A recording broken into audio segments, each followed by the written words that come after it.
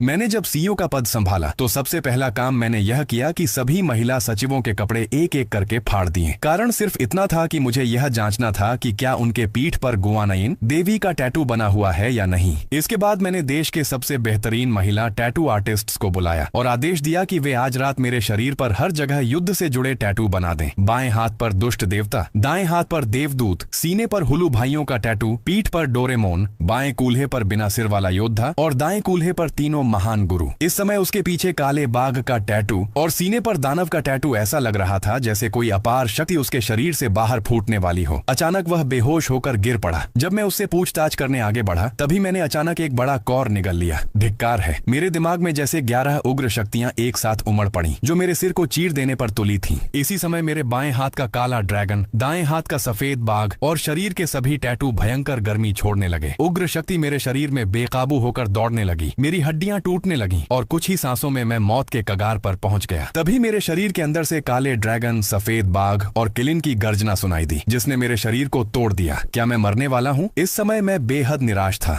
धुंधली दृष्टि में मैंने देखा एक काला ड्रैगन घूम रहा है। मृत्यु का देवता मुझे देख रहा है। असुर हंस रहे हैं। महान संत और नजा मेरा मजाक उड़ा रहे हैं। कंकाल हंस रहे हैं। चीयो मुझे तुच्छ समझ रहा है और ऊंचे स्थान पर खड़ा राक्षस मुझे एक चींटी की तरह देख रहा है। आखिरकार मैं सहन नहीं कर पाया। मुझे उम्मीद नहीं थी कि मेरा अंत ऐसा होगा। गहरी निराशा के साथ मैंने अपनी आंखें बंद कर लीं। लेकिन तभी मेरी दाहिनी हथेली में बना वह अजीब सा निशान हल्की धूसर सफेद रोशनी छोड़ने लगा जो मेरे शरीर और दिमाग में फैल गई। चमत्कार हुआ। मेरी गिरती हुई जीवन शक्ति अचानक स्थिर हो गई और तेजी से वापस आने लगी। मेरे शरीर के सभी टैटू अलग अलग रंगों में चमकने लगे। फिर अरबों टैटू की परछाइयां मेरे शरीर से बाहर आईं और अंत में वापस मेरे भीतर समा गईं। उसी समय पूरी दुनिया में बदलाव शुरू हो गया। यहाँ तक कि एक छोटी घास भी विकसित होकर इतनी कठोर और तेज हो गई कि इंसान के शरीर को आसानी से भेद सकती थी। जानवर भी तेजी से बदलने लगे और जोर जोर से गरजने लगे। जिन लोगों के घर में पालतू जानवर थे वे दंग रह गए। बिल्लियां और कुत्ते अचानक विशाल हो गए। पहले से कहीं ज्यादा खतरनाक दिखने लगे लेकिन उन्होंने अपने मालिकों को नुकसान नहीं पहुंचाया। हालांकि वे थोड़े उग्र थे पर उनमें बुद्धि जाग चुकी थी। समय बीतने के साथ लोहे के आश्रय स्थल की दीवारों के बाहर अनगिनत चमकती आंखें दिखाई देने लगीं। सौभाग्य से यह आश्रय स्थल अभी सुरक्षित था। कुछ समय बाद 108 लोग जिनके शरीर पर दानव के टैटू बने थे एक एक करके जागने लगे और उन्होंने अपनी शक्ति महसूस की। तो यही कारण था कि बॉस ने हमें टैटू बनवाने को कहा था। वे अपने टैटू से निकलती असीम शक्ति को महसूस कर हैरान थे। उन्होंने टैटू की शक्ति का उपयोग किया और तुरंत उनके शरीर पर दानव जैसा कवच बन गया। कुछ देर बाद लू ब्याओ भी जाग गया। उसने गहरी सांस ली। उसके शरीर पर काले बाघ और दानव के टैटू की शक्तियां आपस में टकरा रही थीं। जैसे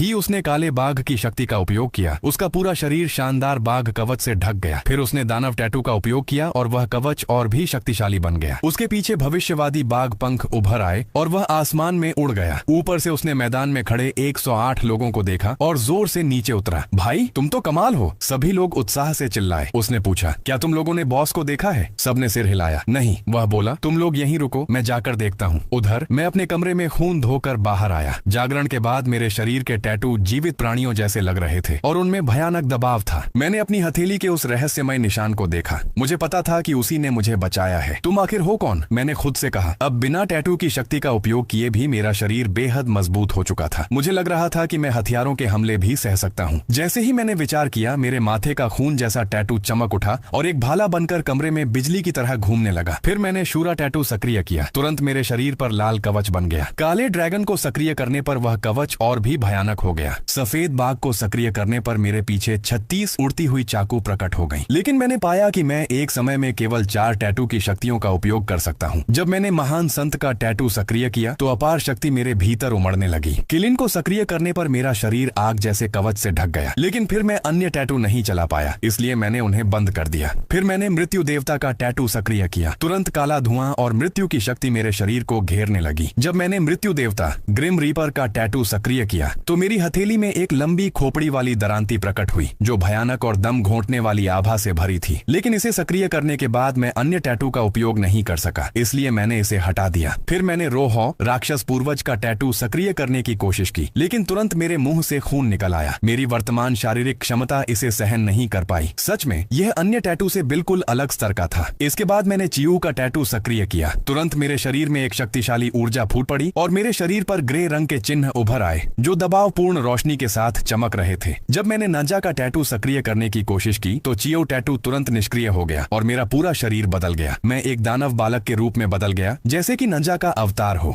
मुझे पता था कि अभी ये सभी टैटू केवल पहले स्तर पर हैं और अजेय नहीं है। पिछले जीवन में कई लोग इन टैटू को 9वें स्तर तक ले गए थे, जिनकी शक्ति इतनी भयानक थी कि वे एक हाथ उठाकर पहाड़ को समतल कर सकते थे। इसके बाद मैंने अलग अलग टैटू की विशेषताओं का परीक्षण किया। सफेद बाघ का टैटू अकेले भी कवच के रूप में प्रकट होता था, लेकिन मेरी वर्तमान शारीरिक क्षमता 3 परतों वाले कवच को सहन नहीं कर सकती थी। मेरा शूरा कवच और काला ड्रैगन कवच बहुत अधिक शक्तिशाली थे। अलग अलग भी वे लू बियाओ के दोहरे कवच से अधिक मजबूत थे। इसी समय शहर में अराजकता फैल चुकी थी। जागरूक हो चुके जानवर अब इंसानों पर हमला कर रहे थे। सेना, टैंक और लड़ाकू विमान बचाव के लिए भेजे गए। लोंगजियांग शहर के एक आलीशान विला के बाहर एक परिवर्तित तिब्बती मास्टिफ कुत्ता, जो अब वैन के आकार का हो गया था, पहरा दे रहा था। उस विला के अंदर शिया यूनिंग सोफे पर बैठी थी। बाहर की डरावनी आवाजें और पड़ोसी घरों से आती चीखें उसे भय और निराशा से भर रही थीं। सौभाग्य से उसका कुत्ता उसे नुकसान नहीं पहुंचा रहा था। उसने घर फोन किया, लेकिन उसका परिवार भी संकट में था। तभी बाहर उसका कुत्ता भौंका। यूनिंग दीदी, क्या आप अंदर हैं? यह शेन जिशिया की आवाज थी। शिया यूनिंग चौंक गई। वह यहाँ कैसे पहुंची? वह जल्दी से दरवाजा खोलने गई। बाहर उसका कुत्ता एक कवचधारी महिला को घूर रहा था। शेन जिशिया ने हेलमेट हटाया। दीदी, मैं हूँ। शिया यूनिंग हैरान रह गई और पूछा कि उसे यह कवच कहाँ से मिला। शेन जिशिया ने कहा कि उसने पहले से इस प्रलय की भविष्यवाणी कर ली थी और टैटू के जरिए शक्ति जागृत की। यह सुनकर शिया यूनिंग स्तब्ध रह गई। शेन जिशिया बोली, मैं आपको सुरक्षित स्थान पर ले चलती हूँ। यहाँ रहना सुरक्षित नहीं है। और तुम? वह मुस्कुराई, लेकिन उसके चेहरे पर दर्द था।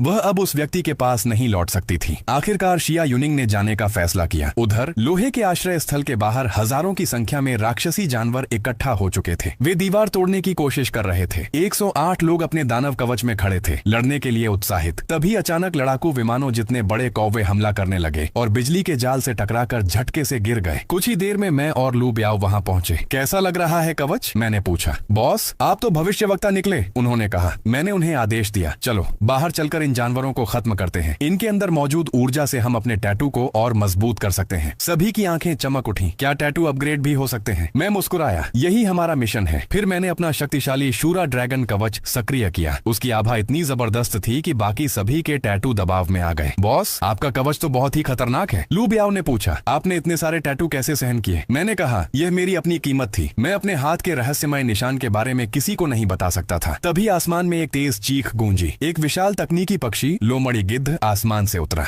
वह मुझे घूरने लगा और अचानक अपने मुंह से ऊर्जा किरण छोड़ी जो बिजली के जाल से टकराई, लेकिन जाल को कोई नुकसान नहीं हुआ। जियांग तो हंसते हुए बोला, यह दुनिया का सबसे मजबूत जाल है। लू बियाओ बोला, क्या ये जानवर ऊर्जा भी छोड़ सकते हैं? मैंने कहा, अभी तो बस शुरुआत है, आगे ये और शक्तिशाली बनेंगे। फिर मैंने आदेश दिया, हथियार उठाओ, अब शिकार शुरू होता है। मैंने उस विशाल पक्षी की ओर देखा। यह मेरा शिकार है। लू बियाओ बोला, क्या आप उड़ सकते हैं? मैं मदद कर दूं? मैंने काले ड्रैगन का टैटू सक्रिय किया और तेजी से गेट की ओर उड़ गया। हर टैटू जागरण के साथ एक बड़ी मानसिक शक्ति मिलती है। मानसिक शक्ति का वह स्तर अत्यंत विशाल और भयावह था। यह खेल सच में कमाल का था। जैसा कि बॉस ने कहा था, मैं पहले एक मिश्र धातु की तलवार लेने जा रहा हूँ। सुपर टैटू कवच तो बना सकते हैं, लेकिन हथियार नहीं। लू बियाओ जल्दी से पीछे पीछे आया। कुछ ही सांसों में मैं लोहे के दरवाजे तक पहुंचा और स्विच दबाया। लाल और काले रंग की शूरा ड्रैगन काटने वाली रेखाएं और उन पर फैले काले ड्रैगन के निशान एक भयानक और दम घोंटने वाली आभा छोड़ रहे थे। जैसे ही मैंने मन से आदेश दिया, मेरे माथे के रक्त भाले वाले टैटू ने जागृत होकर एक खून से बना भाला रूप ले लिया, जो मेरी हथेली में प्रकट हुआ। इस समय लोहे का दरवाजा थोड़ा खुल चुका था, जिससे बाहर निकलने की जगह बन गई थी। मैं भाला लेकर उस दरार से बाहर निकल गया। मेरे बाहर आते ही वहाँ इकट्ठा सैकड़ों जानवर जो बाघ के आकार के थे, जैसे हत्यारे, चूहे, केकड़े और अन्य हिंसक जीव, सभी की नजरें मुझ पर टिक गईं। वे गरजते हुए मेरी ओर बढ़े, मानो शिकार के लिए एक दूसरे से होड़ कर रहे हों। अचानक धूल उड़ने लगी और मेरा शरीर वहीं से गायब हो गया। जब मैं फिर दिखाई दिया, तब मेरे हाथ का भाला पहले ही एक विशाल केकड़े जैसे जीव के शरीर को भेद चुका था। अगले ही पल भयानक शक्ति के साथ उसका सिर फट गया। उसी समय पास के कई चूहे जैसे जीव अपने बड़े बड़े मुंह खोलकर मुझ पर झपट पड़े, लेकिन मेरी गति अत्यंत तेज थी। एक हल्की हरकत में ही भाले की चमक चमकी और जमीन पर खून बिखर गया। जो 6 जीव मेरे पास पहुंचे थे, उनके सिर उनके शरीर से अलग हो चुके थे। हालांकि मेरे टैटू अभी केवल पहले स्तर के थे, लेकिन वे सभी करीम के हाथों बने थे और इस दुनिया के सबसे शक्तिशाली टैटू थे। हर टैटू के जागने पर जो मानसिक शक्ति बढ़ती है, वह इतनी अधिक होती है कि 90% जागृत लोग उसी समय मर जाते हैं। अगर मेरी हथेली में वह रहस्यमयी धूसर निशान न होता, तो मैं भी निश्चित रूप से मर गया होता। तभी मेरे पीछे लगभग 2 मीटर लंबा एक रेत जैसा जीव अपना विशाल मुंह खोलकर सीधे मेरे सिर को काटने के लिए झपटा।